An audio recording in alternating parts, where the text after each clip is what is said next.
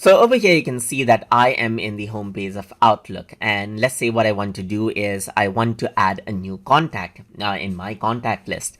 If you want to do that, on the left hand side, you can go around and click on people right here, and you can access out the contacts that are associated with particular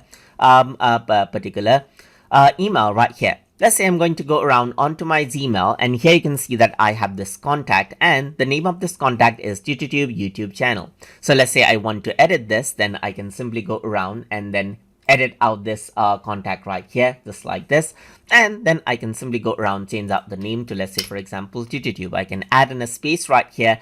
And then what happens is that it simply gets updated, as you can see right here.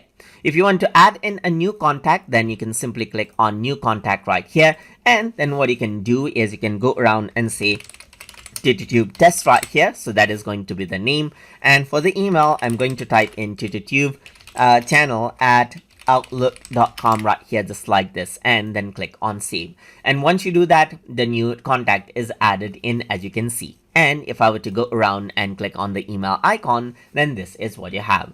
So that is how you can create a new contact inside of Microsoft Outlook. So hope you guys learned something as always.